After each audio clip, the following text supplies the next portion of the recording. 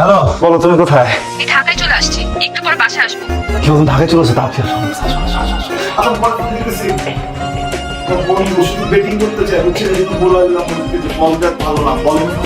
আজে বাজে শব্দ বলা হইতেছে।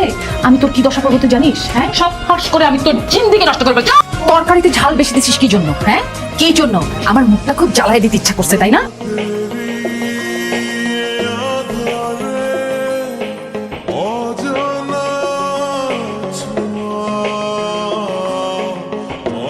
আমার বোন চলে আসছে। আমার বানাবো নিজের ভালোবাসার মানুষের কাছাকাছি থাকার অনুভূতিটা কিন্তু অন্যরকম। এই দেখো, এত মানুষ পৃথিবীতে, সবার মধ্যে যদি ভালোবাসা, ভালো থাকা, ভালো লাগা পুরো কাজ করতো, কেউই বেঁচে থাকার জন্য এত কিছু করতো। তুমি তো দেখি খুব ভালো কফি বানাও। আসলে আর আমি শুধু ভালো বানাই না, ভালো করিও। কি করো? রুটি, ডিম, নুডলস, এই যে কফি খাচ্ছ, দেন বাসার যত রান্না বান্না সব আমি বানাই। যেমন ধরো খাওয়া বাসন মাঝে, কাপড় চোপড় ধুই, ঘর ঝাড়ু দেই, ঘর মুছি, ইদানিং ঘরে টয়লেট ক্লিন করি। মানে তুমি বলতে চাচ্ছ আমার আপু তোমাকে দিয়ে বাসার সব কাজ করায়? আচ্ছা কি করে? সে শুধু করে আর দেখে। কি করে আর দেখে? পায়ের উপরে পাতুল আরাম করে আর টিভি দেখে। তোমাকে বিয়ে করতে চাই এই জন্য, তোমাকে জন্য আরেকজন এসে না দিয়ে দেয় এই জন্য। তোমার আপু আমাদের ব্যাপারটা জেনে গেছে, আর আমাকে শর্ত দিচ্ছে যে আমি যদি তার কথা মতো সবগুলো কাজ করি তাহলে আমাকে তোমার সাথে।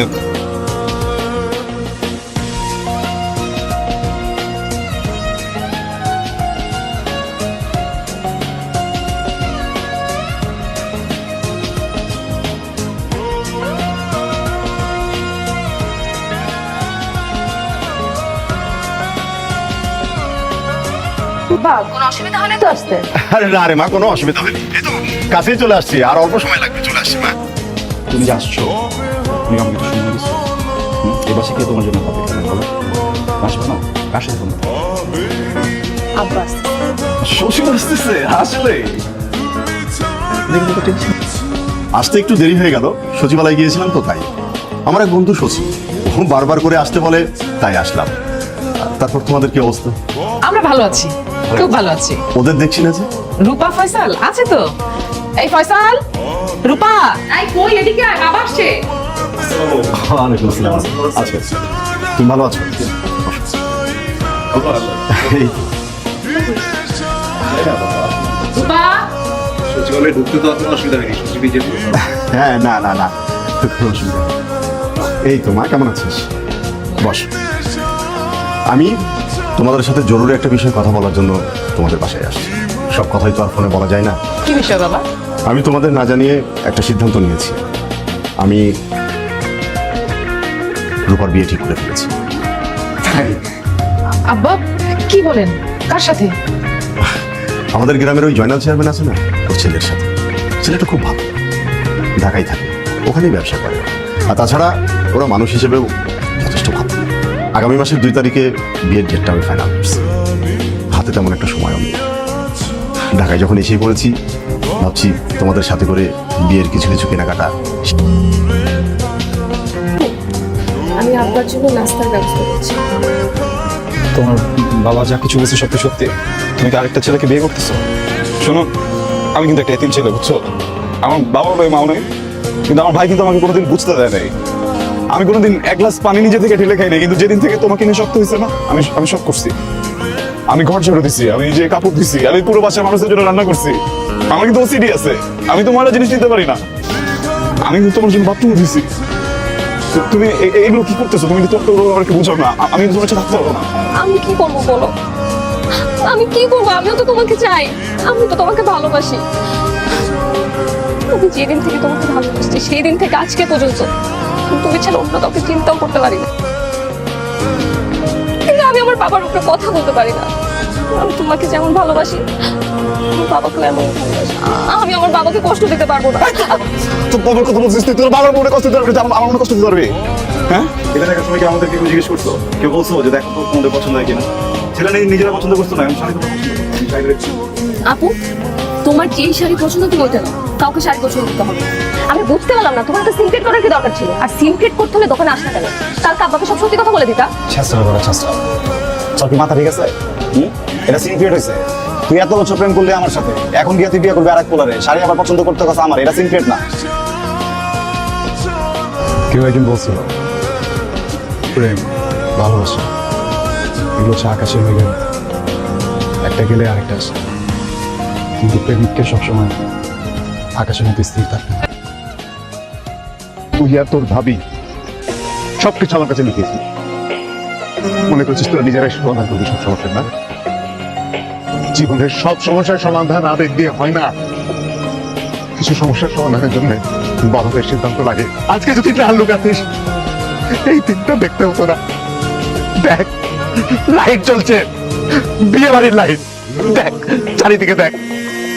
আমাকে আমাকে এই দিনটা দেখতে হতো না যদি আমাকে একটু আগে হতো।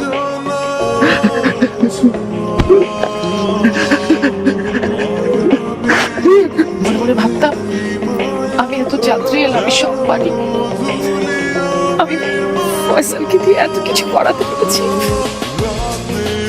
বিয়েটা ভেঙে দিতে পারি। রাত পোহালে রূপার বিয়ে, কালী রূপা বউ হয়ে অন্য ঘরে চলে যাবে। আমি তোর জন্য রূপাকে ধরতে পারলাম না।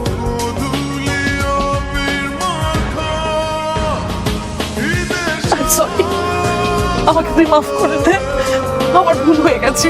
আমার উচিত ছিল বাবাকে আগে সব বলে ফেলা, তাহলে আজকের এই দিনটা দেখতে। সরি।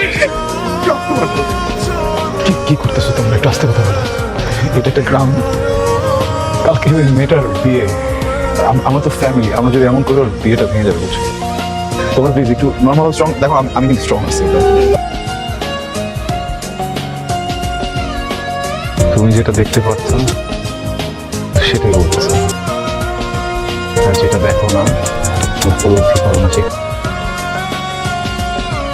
আমি আর সেই ছেলেটাই না যে তোমার জন্য এত কিছু স্যাক্রিফাইস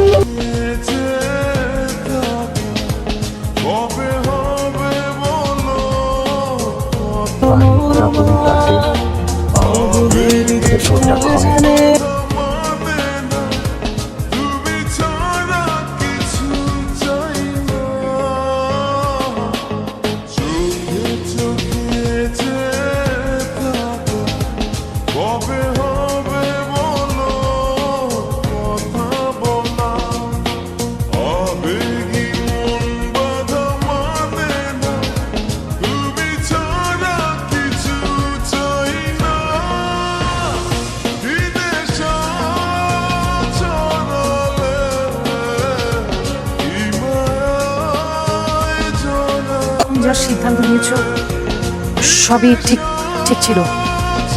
আমাকে যা বলেছো আমি কখনো তোমার কথার অবাধ্য হইনি। এমনকি আমার জীবনসঙ্গী হিসেবে তুমি যাকে নির্বাচন করে দিয়েছো আমি তাকেই সঠিক বলে মেনে নিয়েছি। কোনোদিন তোমার কথার উপরে কোনো কথা বলিনি। কিন্তু একজন মানুষের সব সিদ্ধান্ত যে সবসময় অ্যাকিউরেট হবে তা কিন্তু বলা যায় না বাবা। মানে কখনো কখনো অন্যান্যদের মতামত নেওয়াটা জরুরি। মানে বাবা, আপনার যা সিদ্ধান্ত মানে সেটা একদম সঠিক, পারফেক্ট 100%, কিন্তু মানে জাস্ট একটু সবার মতো বলে হলো। আমাদের রূপার বিয়ের বিষয় কিন্তু একটা। হ্যালো, হ্যাঁ হ্যাঁ, কই বাবা, মানে আপনারা আসছেন না কেন? জি জি, আসতে পারবেন না? আসবেন না? তাহলে আমাদের এখন কি? হ্যালো হ্যালো, বিয়ের ব্যাপার কি বলে? চেয়ারম্যান জানালো তার ছেলে নাকি কাউকে না বলে আগে একটা বিয়ে করেছে। আজকে ওই একই কথা আবার কাউকে না জানিয়ে যখন এই বিয়েটা করতে যাচ্ছে তখন আগের বউ জানতে পেরে পুলিশ দিয়ে তাকে ধরে নিয়ে গেছে।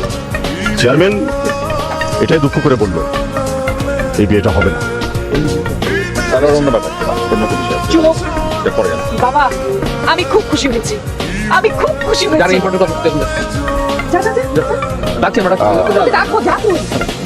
না, আমি ঠিক বুঝলাম না, তোর ছোট বোনের বিয়ে ভেঙে যাচ্ছে আর তুই হাসছিস। অবশ্যই খুশি হয়েছি। কেন খুশি হয়েছি জানো? আমার বোন রূপার বিয়ে হবে এবং তা আগামীকালই হবে, কিন্তু আমার পছন্দের ছেলের সঙ্গে। আর আমি জানি যে সেই ছেলেকে তোমাদের অপছন্দ হবে না। বাবা আমি বলবো করছিলাম, কিন্তু কোনোভাবেই সাহস করছিলাম না। ওরাও খুব ভয় পাচ্ছিল যে তোমাকে যদি এই সময় বলে, হঠাৎ যদি তুমি আঘাত পাও, তুমি যদি অসুস্থ হয়ে যাও, এই ভয় আমরা কেউ তোমাকে বলতে পারছিলাম না। রূপার ফয়সাল দুজন দুজনকে ভীষণ ভালোবাসে। আমি যখন এই কথা জেনেছি অনেকটা মজা করার জন্যই আমি ফয়সালকে পরীক্ষা করতে চেষ্টা করেছি যে আমার বোনকে আসলে সে সত্যি ভালোবাসে কিনা। আমি ওকে বলেছি যে আমার কথা মতো চললে আমি রূপার সঙ্গে ওর বিয়ে দেবো, অন্যথায় দেবো না। এরপর ফয়সাল কি করেছে জানো? আমি যখন যা বলেছি, যা করতে বলেছি তাই করেছে। আমার কথায় এহেন কাজ নেই যে ও করেনি, একটু অবাধ্য হয়নি বাবা। আমার সংসার জীবনে গিয়ে আমি প্রথম ফয়সালকেই কাছে পেয়েছি। আমাদের দুজনের কোনো সন্তান নেই। ফয়সাল আমার দেবর হলেও সত্যি, আমার ভাই হলেও সত্যি। আমাদের দুজনের জীবনের মধ্যমণি। ওর মতো ভালো ছেলে হয় না বাবা। আর ফয়সালের মতো এমন করে রূপাকে আর কেউ সুখী করতে পারবে না, এতটা ভালো আর কেউ বাসতে পারবে না। বাবা তুমি অমত করো না বাবা, প্লিজ বাবা। আর ফয়সাল যে রূপাকে পছন্দ করে সেটা তো আমি জানি। জানি মানে? তুমি কিভাবে জানো? হ্যালো, ছেলেদের তো টেনশন কি আছে? শোনো, শ্বশুর, তারপরে ভাই ভাবি, এরা কি জানো সবচেয়ে কারি আর প্রেমটা হচ্ছে গুলিস্তান। হ্যাঁ, তো গুলিস্তানের উপর দিয়ে এরকম বহু গাড়ি যাবে আসবে যাবে আসবে, কিন্তু এটা তো আমার কিছু যা আসবে না। আমরা দুজন তো আমি বলতেছি প্লিজ, আম সরি, তুমি তোমার বাবাকে একটু বুঝাবো প্লিজ। আমি আমার বাবাকে কষ্ট দিতে পারবো না, আমি বাবাকে কিছু বলতে পারবো না। আশ্চর্য, এত কিছু জানার পরেও তুমি চেয়ারম্যানের ছেলের সাথে রূপার বিয়ে কেন ঠিক করেছিলে? আর ঢাকায় বা কেন গিয়েছিলে তুমি? আমি ঢাকায় কেন গেলাম জানিস? কেন? আমি ঢাকায় গিয়েছিলাম চেয়ারম্যানের ছেলে যে আগে একটা বিয়ে হয়েছে, ওই বোর সঙ্গে তার একটা গন্ডগোল হয় এবং ওখানে একটা কেস হয়। সেই কেসের ব্যাপারে কথা বলার জন্য সচিবালয়ে আমার সেই বন্ধুর কাছে আমি গেছি। এরপরেও তুমি এই চেয়ারম্যানের ছেলের সাথে আমাদের রূপার বিয়ে ঠিক করলে, তারপর এত আয়োজন করলে তুমি? হ্যাঁ, আয়োজন করেছি। আরে সেটা চেয়ারম্যানের ছেলের জন্য না, রূপা আর ফয়সালের জন্য। কি বলছো তুমি? হ্যাঁ, কিভাবে হবে? তাহলে রূপার তো গায়ে হলুদ হয়ে গেল, ফয়সালের তো এখনো হয়নি। আরে গায়ে হলুদ রূপার হয়েছে তো কি হয়েছে? হ্যাঁ, আজকে ওদের বিয়ে হবে, কালকে গায়ে হলুদ হবে ফয়সালের। সমস্যা কি? আজকে বিয়ে, কালকে গায়ে হলুদ, ডাকো ডাকো। আমরা নতুন নিয়ম শুরু করবো দরকার হয়। বাবা বাবা বাবা, থ্যাংক ইউ বাবা। শোনো, আমি এখন আর এক মুহূর্ত দাঁড়াবো না, আমার সব আয়োজন করতে হবে। তুমি না আমাকে, আমার মাথায় এখন সব কাজ। শোন, এত কিছু কেন বললাম জানিস? তোরা যেমন আমাকে একটা সারপ্রাইজ, ওরাও সারপ্রাইজ দিয়েছে, আমি তোদেরকে একটা সারপ্রাইজ দিলাম। ওই মতো সুন্দর মানুষটা কে? আপনার মাথার বোঝা। এত হালকা বোঝা, আমি তো সবসময় মাথায় নিয়ে থাকবো। বোঝা, আপনি কি আমাকে ভালোবাসেন?